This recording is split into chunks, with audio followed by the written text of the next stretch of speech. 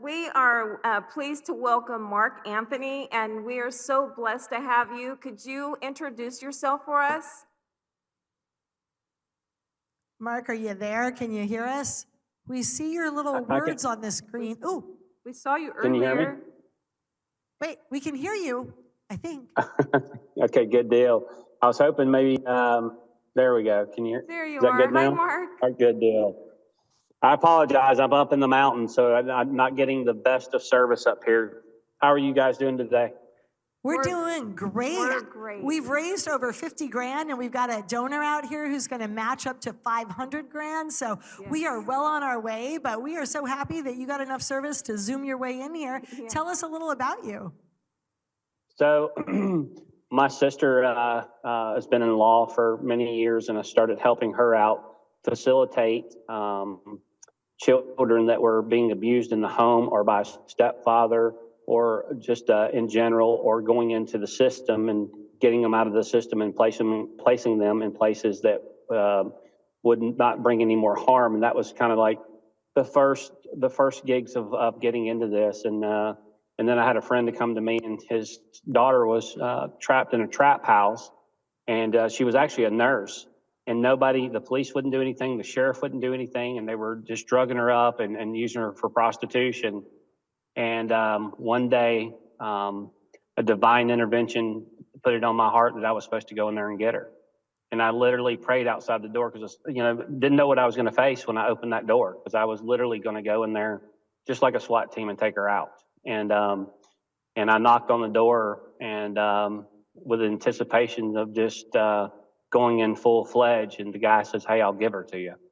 So I got her in the car, and I got her back to her dad, reunited her. They put her through rehab. She had a twin sister that was killed in a car wreck years before that had triggered a lot of things emotionally with her. And then after 10 years, she got her life straight, gave it to God again, got back on the right track, and she passed away from all the drug use. But she turned her life and the leaf back over to God. And that was a great 10 years for her and her family to put that back together. So that's kind of how I got started.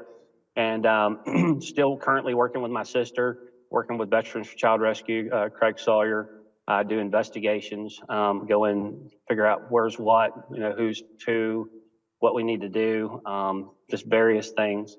Being in this and being around the people that I'm associated with, watching things that I get to see the general public can't see, is horrifying. And these kids need a safe place.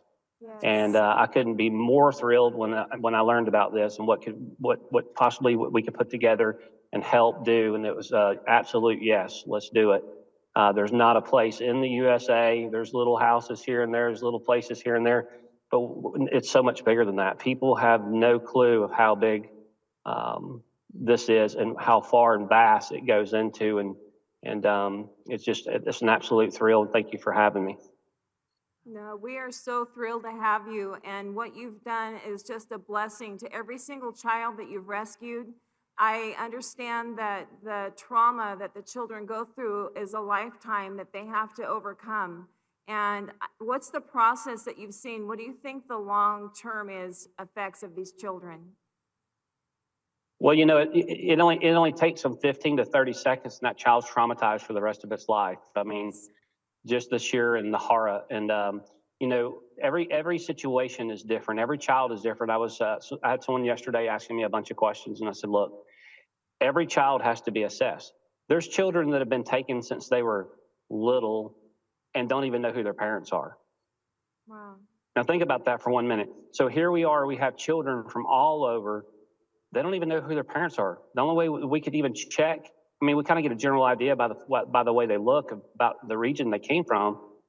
But DNA, that's the only way we're going to identify some of these kids that have been taken.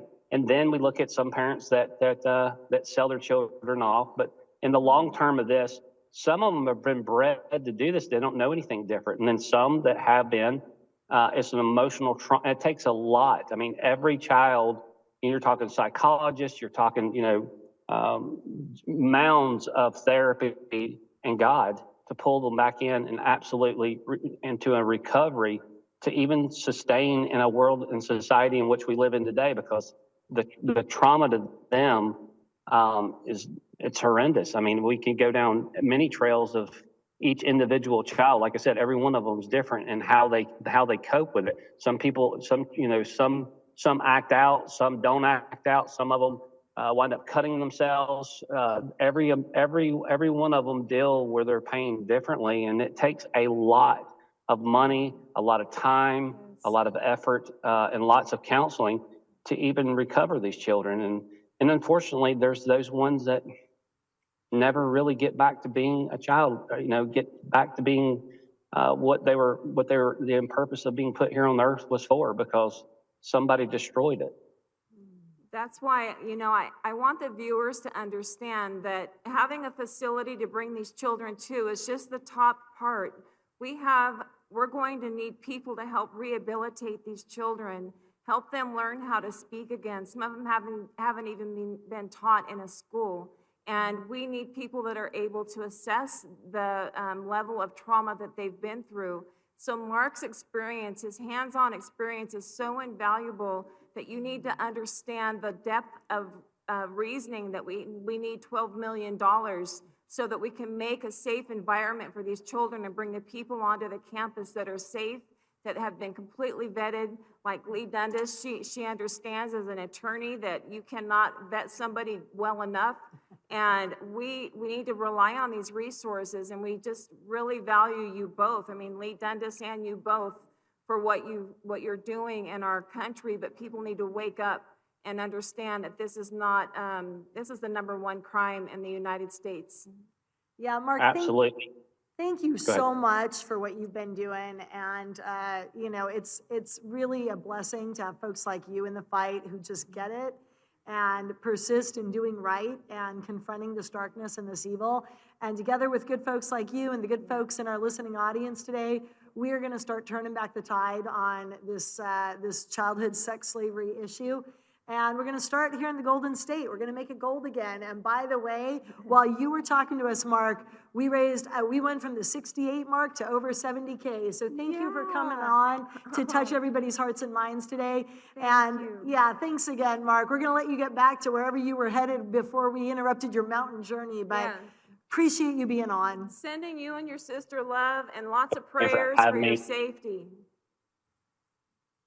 Thank you. Yep, thank you so much.